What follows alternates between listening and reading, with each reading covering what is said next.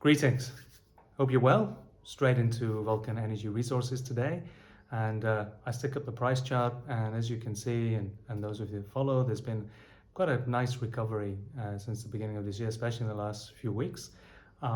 Let's go into the underlying reasons and try to understand what is sort of happening and driving it.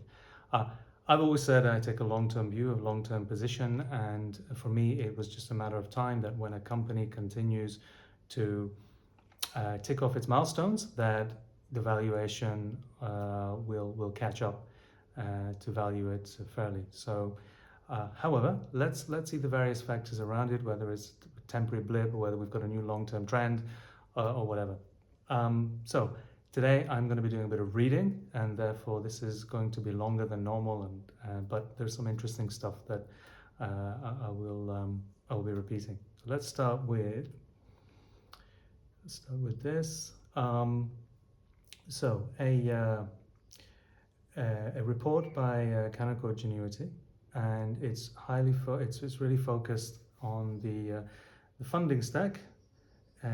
Indicatively over the halfway mark. This is how they've titled it, and I'll just read it out because I think this is quite important and goes to the essence of perhaps what's happening. Okay, so the 500 million euro of debt funding announced today, obviously not today, this was quite a number of weeks ago, accompanies an existing 120 million euros of debt funding indication from Export Finance Australia, and provides 50% of the 1,399,000 euro funding requirement for the zero carbon lithium project on an indicative basis. If Nobian elects to form a JV with VUL for the central lithium plant, 50% capital contribution of 179 million euros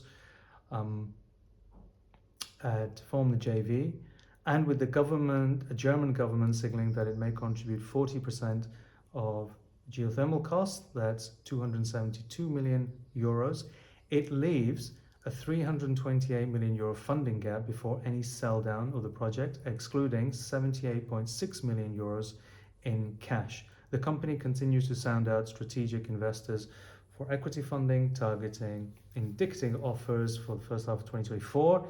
If VUL is able to achieve a sell down with capital commitment, we believe a manageable funding gap could be delivered. And with that, they have a target price, speculative buy, they have a target price of 12.25 Australian dollars per share. Compared to what we have today, which is also rising. So that's the first piece I'll read out, and I think just to reflect on that, we also know that in announcements, any additional equity funding, Vulcan will try to do that at a project level, thereby not diluting the kind of holding company. I think that's great finance, having these sort of special purpose vehicles. But when you look at the requirement of 1,499,000 for the investment, and then as we broke down, if things are approved and go ahead from the different finance organizations, it's far more doable, and they have very credible advisors. I think BNP Paribas, I think it's them, please, if I made a mistake, my mistake. So that is kind of the underpinnings of this, and I've said this before. I think finance closing, and also we're expecting possibly the end of this month official commissioning of the lithium extraction optimization plant. I mean, I think that's a great milestone. More news on the funding, that will be a great milestone. But they're well on their way to doing what they said they would do. So maybe that's a reason. What else is kind of helping to spike it? Let's look at this next chart. Lithium carbonate price.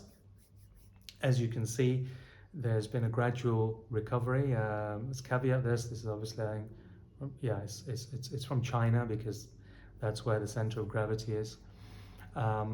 But it's another positive sign that we've seen the low end of um, the price curve, and the price has been rising, which so supply and demand are getting into balance. Any projects that come online have to be economic, so that balance will happen. Commodities market, these short-term gyrations, fluctuations always happen, and going to the Sunday curve and where we are, sometimes what happens is that if there are other investments and we're a bit away from production, you know, investors do something else with their capital. But as we're getting closer, 2026 production, uh, companies like Vulcan, for me, it's great timing. I'm happy to be in. I'm happy that a few months ago I increased my investment, and I'm in it till production. Let's see how that goes. But here's another underlying positive trend: the lithium price. Okay. So in addition to that, what I'd like to share with you um, are what's happening in the market. So if you read generally, if you read what's happening in the marketplace, all the headlines are about slowdowns in EV growth, and not as many EVs are being taken up as expected, and et cetera, et cetera. Um, Nevertheless, EVs are still growing. Um, I seem to get the feeling that certain quarters of the market, or certain interest groups have a lot of influence on these news flows. In my view, it's just my opinion.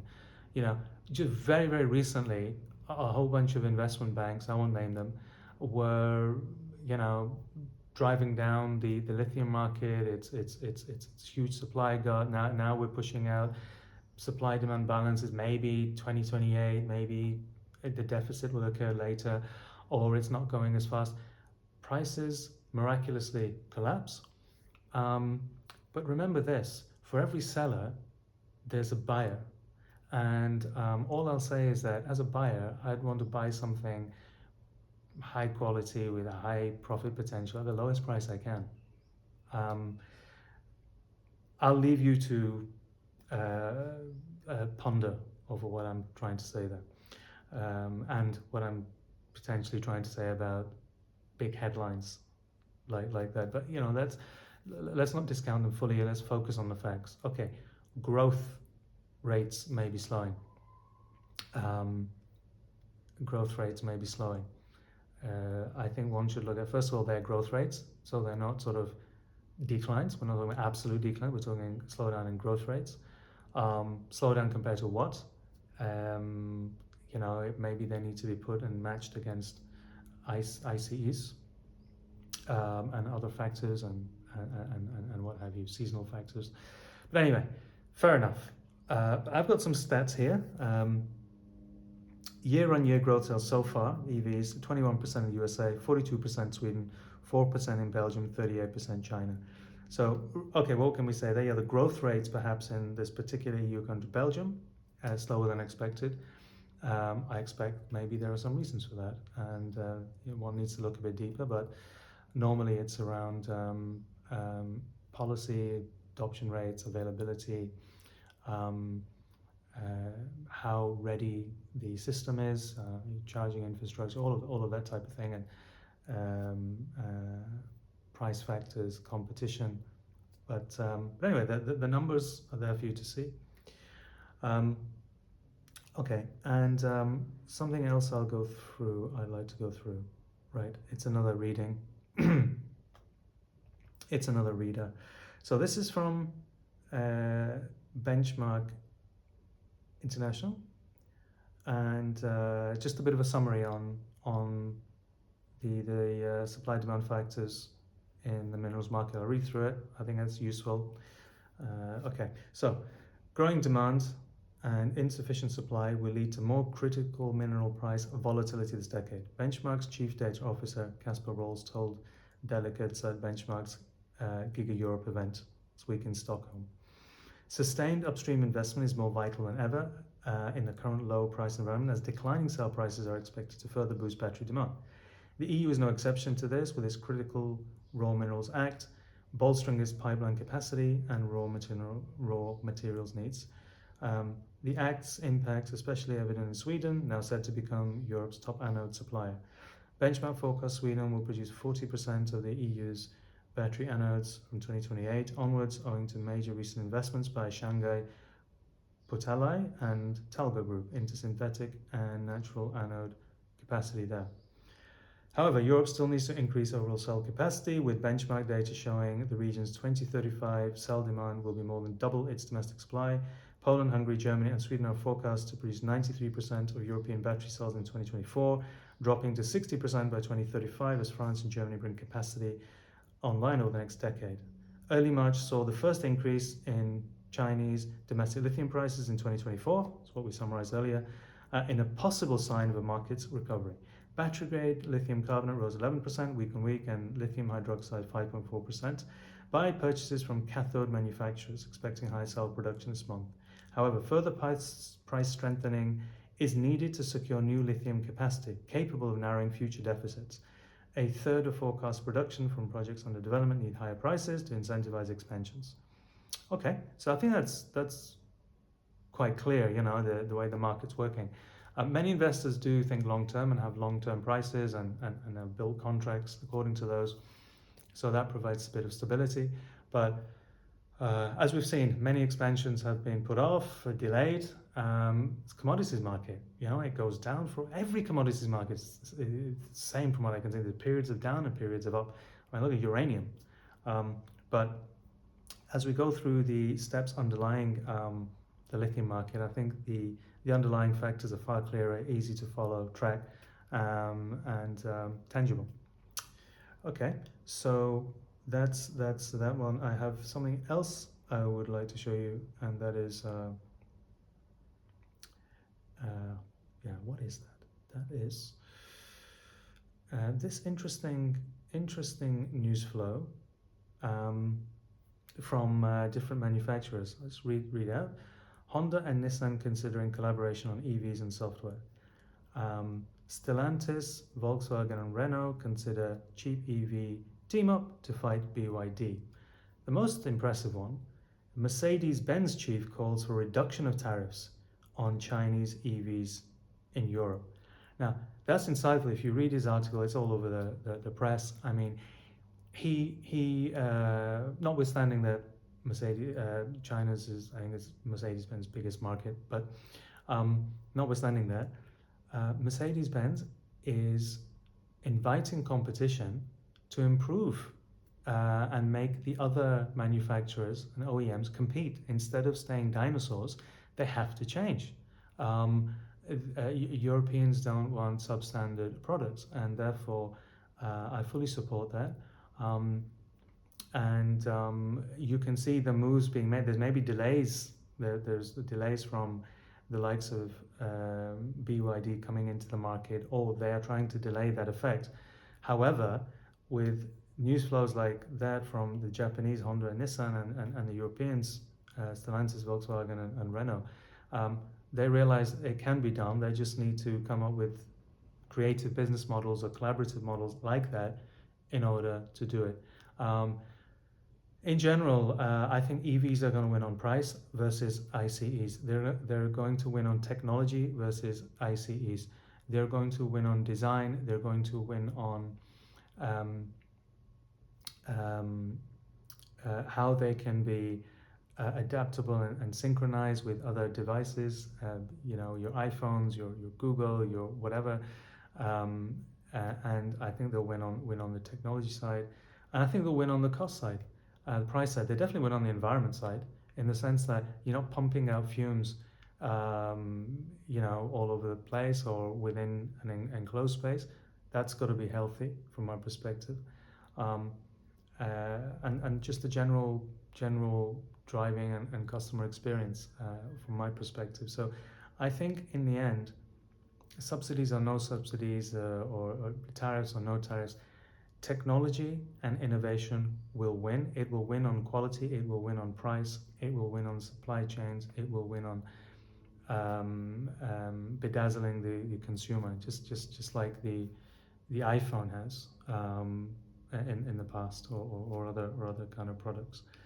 Um, so I think I think we'll stop there. It's a reasonable view of what's going on. We can finish with this next chart, which also shows, uh, although Tesla is having a few, let's call it seasonal issues, which they announced in their last reporting, um, there are over 2 million pre-booking pre-bookings for the Tesla Cybertruck. Um, yeah, enough said on my view on the direction the market is going for the EVs. Um, the adoption rates, let's see what happens, but I think it may surprise us, and that obviously underlies the need for companies like Vulcan Energy, especially with its novel geothermal and zero carbon mandate. It's unique. They're moving ahead. They're ticking off milestones. There's a major need for them in EU in Europe. Um, so let's continue to watch the space. But as I've said, it's great to see the recovery in price. I'm in it till production, expected 2026. You've seen at least the 1 year, normally the 1 year ahead price forecast from Canaccord. There's also another report, short summary report by Ulster, slightly higher price forecast, but similar story. Um, so yeah, I think that's a reasonable summary on what's happening with Vulcan Energy and why the price movement. Um, and the increased volume. There's at the Lasonde curve, there is a point as you get kind of into construction and finance and all of these things dealt with. That's when you get the institutions piling in. So and higher volume, and when the institutions pile in, that's it. Those early investors are really then cashing in the green, or in the black, and it achieves what they were looking for it to achieve. So let's see what happens. That's a quick summary. Sorry, long session, but I think I read out a lot of stuff. Do your own research. Thanks. Stay safe.